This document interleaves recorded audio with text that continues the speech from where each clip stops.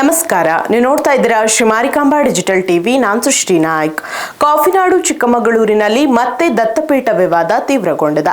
ದರ್ಗಾದಲ್ಲಿ ಜಿಯಾರತ್ ಹಾಗೂ ಫಾತೇಹಾ ಸಲ್ಲಿಸುವ ಅವಕಾಶ ನೀಡದ ಹಿನ್ನೆಲೆಯಲ್ಲಿ ಮುಸ್ಲಿಂ ಸಮುದಾಯ ಜಿಲ್ಲಾಡಳಿತದ ವಿರುದ್ಧ ತೀವ್ರ ಆಕ್ರೋಶ ವ್ಯಕ್ತಪಡಿಸಿದೆ.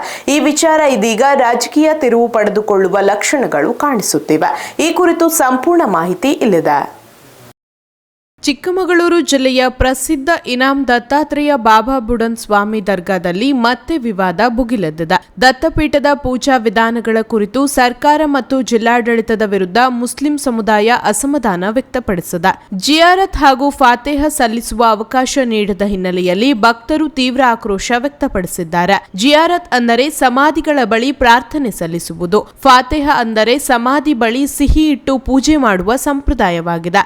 ಮುಂಚಿತವಾಗಿ ಮಾಹಿತಿ ನೀಡಿದ್ದರೂ ಜಿಲ್ಲಾಡಳಿತ ಅನುಮತಿ ನೀಡಿಲ್ಲ ಎಂದು ಆರೋಪಿಸಲಾಗಿದೆ. ಇದನ್ನು ಹೊಸ ಆಚರಣೆ ಎಂದು ಪರಿಗಣಿಸಿ ಅಧಿಕಾರಿಗಳು ಅವಕಾಶ ನಿರಾಕರಿಸಿದ್ದಾರೆ ಎನ್ನಲಾಗಿದೆ. ಈ ಹಿಂದೆ ತೆರೆದಿದ್ದ ಕಬರ್ಸ್ತಾನ್ ಗೇಟ್ ಈ ಬಾರಿ ಸಂಪೂರ್ಣ ಮುಚ್ಚಲಾಗಿತ್ತು. ಭಕ್ತರು ದೂರದಿಂದಲೇ ಸಮಾಧಿ ದರ್ಶನ ಮಾಡಬೇಕಾದ ಪರಿಸ್ಥಿತಿ ಎದುರಾಯಿತು. ಜಿಯಾರತ್ ಸಲ್ಲಿಸಲು ಅವಕಾಶ ನೀಡದಿರುವುದಕ್ಕೆ ಭಕ್ತರು ಆಕ್ರೋಶ ವ್ಯಕ್ತಪಡಿಸಿದರು. ಈ ಹಿನ್ನೆಲೆಯಲ್ಲಿ ದತ್ತಪೀಠದಲ್ಲಿ ಸುಮಾರು 3 ಗಂಟೆಗಳ ಕಾಲ ಮುಸ್ಲಿಂ ಸಮುದಾಯ ಪ್ರತಿಭಟನೆ ನಡೆಸಿತು. ಮುಂದಿನ ದಿನಗಳಲ್ಲಿ ಯಾವುದೇ ಅಡಚಣೆ ಇಲ್ಲದೆ ಜಿಯಾರತ್ಗೆ ಅವಕಾಶ ನೀಡುವಂತೆ ಆಗ್ರಹಿಸಲಾಗಿದೆ. ಈ ಕುರಿತು ಮುಖ್ಯಮಂತ್ರಿ ಸಿದ್ದರಾಮಯ್ಯ, ಸಚಿವ ರಾಮಲಿಂಗಾರೆಡ್ಡಿ, ಸಚಿವ ಜಮೀರ್ ಅಹಮದ್ ಸೇರಿದಂತೆ ಅಧಿಕಾರಿಗಳಿಗೆ ದೂರು ಸಲ್ಲಿಸಲಾಗಿದೆ. ಚಿಕ್ಕಮಗಳೂರು ಎಸ್ಪಿ ಮತ್ತು ಡಿಸಿ ವಿರುದ್ಧವೂ ಆಕ್ಷೇಪ ವ್ಯಕ್ತವಾಗಿದೆ.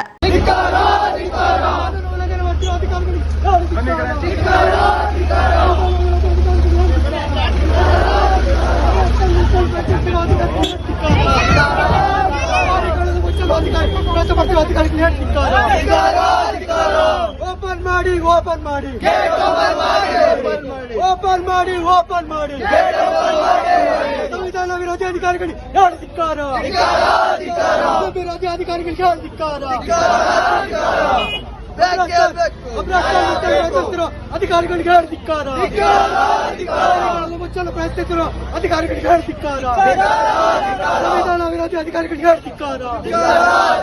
ಬೇಕು ಬೇಕು ಬೇಕು ಬೇಕು ಬೇಕು ಬೇಕು.